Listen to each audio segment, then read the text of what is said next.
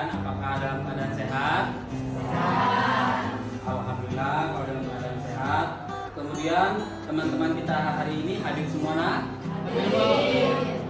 Alhamdulillah kalau sudah hadir. Pada kesempatan hari ini kita masuki materi pelajaran yang baru, di mana Bapak sudah menyiapkan materi dan bahan ajar kita dalam bentuk PowerPoint. Nanti anak Bapak sekalian bisa memperhatikan sekaligus mendengar penjelasan dari Bapak.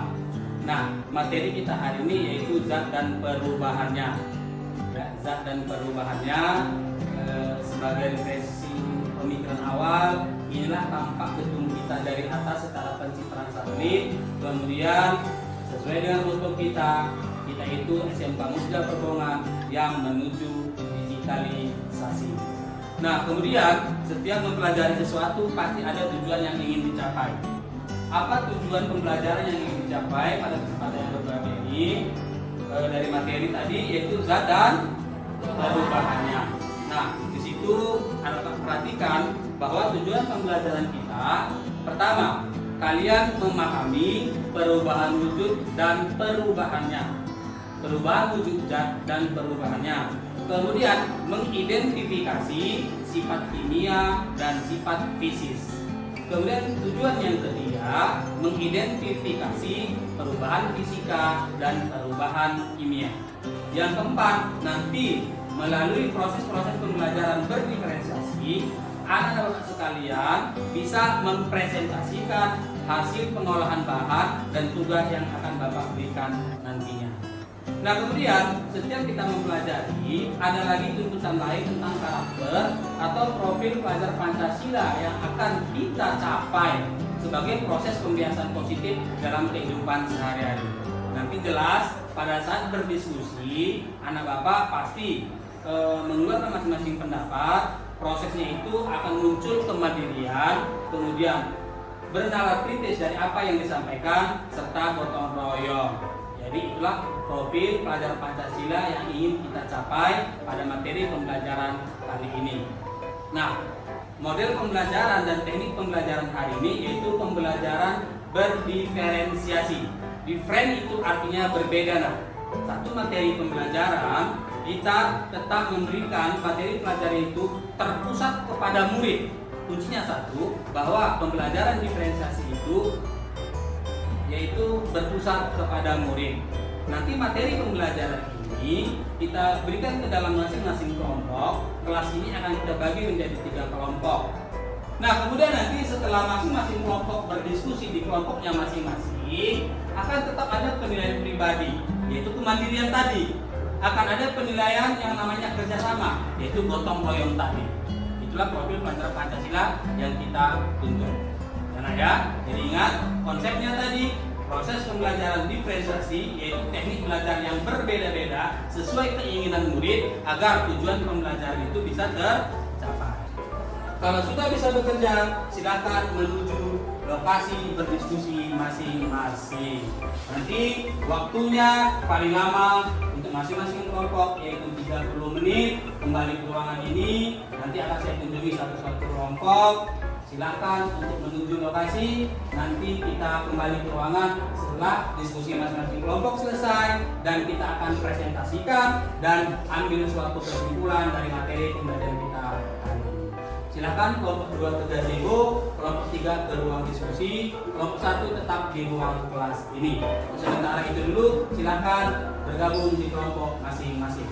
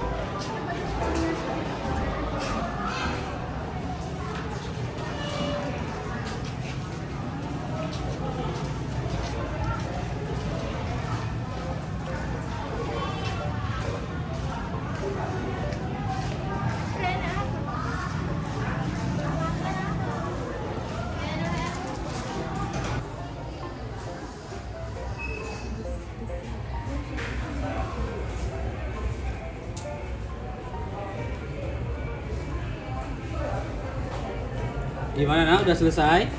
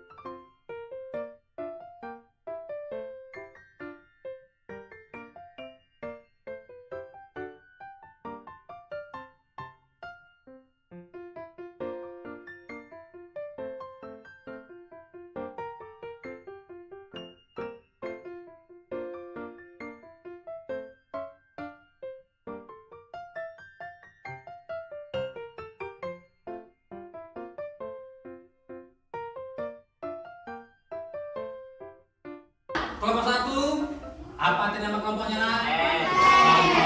Kelompok 2, apa nama kelompoknya? Proses. Kelompok 3, apa nama kelompoknya? Produk. Oke, sekarang untuk kelompok konten, silakan perwakilan kelompoknya untuk membacakan hasil diskusinya. Silakan ke depan. Saya di kelompok konten. 1. Unsur yang senyawa adalah zat tunggal.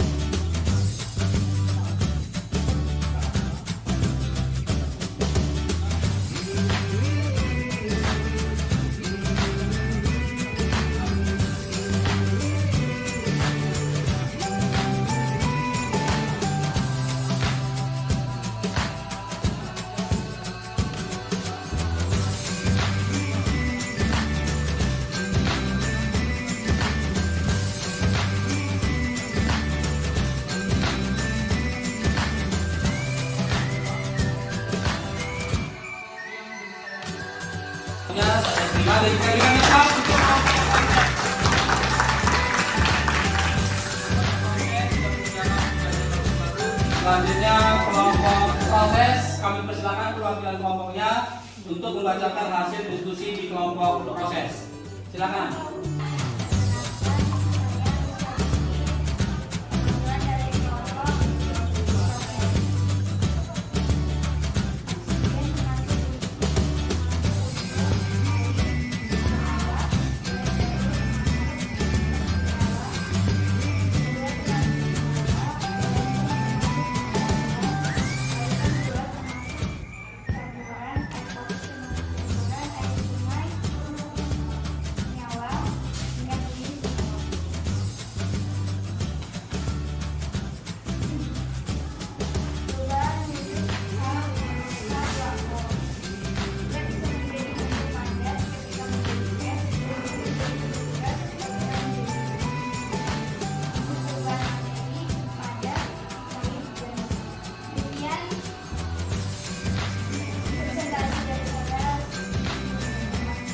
Iya, kita berikan tempat untuk kelompok proses.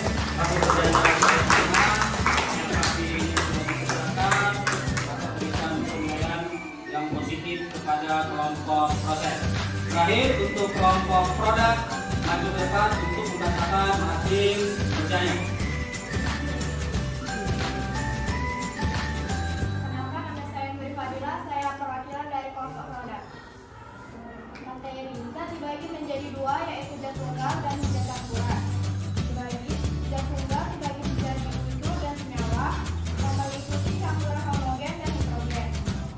Sifat mencakup kimia dan fisika. Lihat dari berikut. Itu dibagi menjadi gas, cair, dan padat.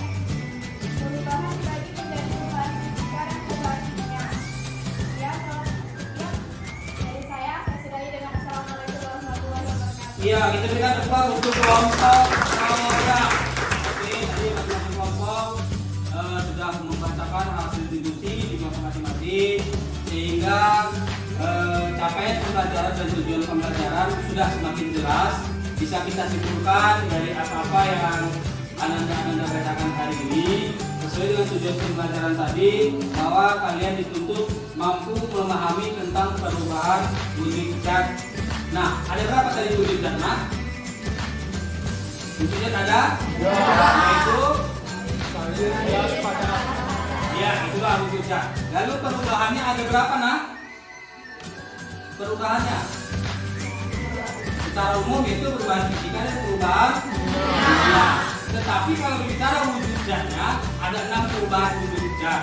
Ya, kalau menguap, prosesnya bagaimana menguap? Nah, dari zat apa ke zat apa? Dari zat padat ke gas. Ya, dari padat ke gas. Kemudian apa lagi? Cair. Mencair. Contoh dari Padat ke air. mencair dari padat ke cair. Jadi fase wujud zatnya yang berubah. Yang ketiga, tadi dibacakan misalnya kamper atau kapur barus yang disimpan di dalam lemari, berarti berubah padat menjadi gas. Istilahnya apa? Menguap. Hah? Udah benar itu menguap? Ayo nah.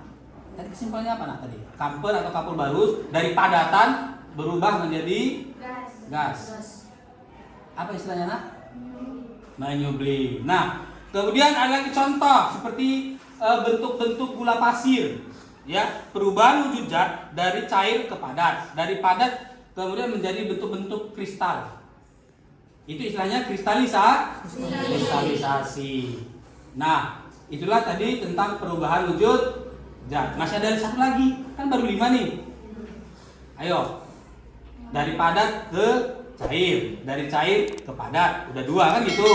Nah, dari cair ke gas, dari gas ke cair. Contoh pagi hari, malam kita mengeluarkan karbon dioksida, maka di dinding, di daun-daun akan berupa yang namanya zat cair. Itu proses apa namanya?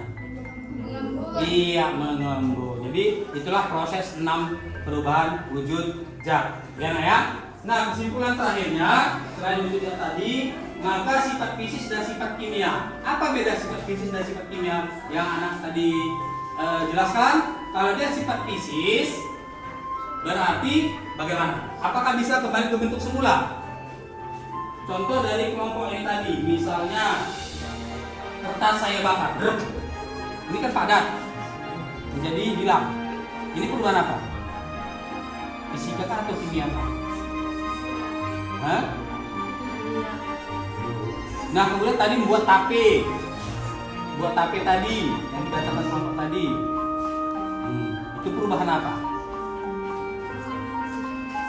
Iya, perubahan kimia. Yang jelas nah, kalau dia perubahan fisika, berarti ada perubahan bentuk fisik atau perubahan wujud dan tidak bisa kembali ke bentuk semula. Sedangkan perubahan kimia itu bisa dianalisis secara kimia, kemudian bisa kembali ke bentuk semula. Kesimpulan terakhir tadi bahwa tujuan pembelajaran kita, anak bapak sekalian, sudah bisa mempresentasikan secara sederhana dari hasil diskusi melalui metode-metode diferensiasi tadi. Di mana tadi kelompok 1 berdasarkan konten sumber pembelajarannya adalah buku paket dan tayangan PowerPoint. Kemudian yang paling hebat tadi kelompok 2 yaitu mencari sumber-sumber informasi dengan literasi digital, baik dari web, baik dari bahan ajar atau modul ajar digital maupun cetakan, kemudian bisa melihat dari link-link YouTube.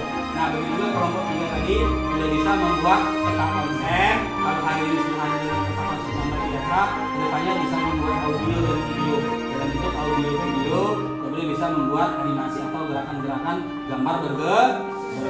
Oke, terima kasih atas perhatian anak sekalian.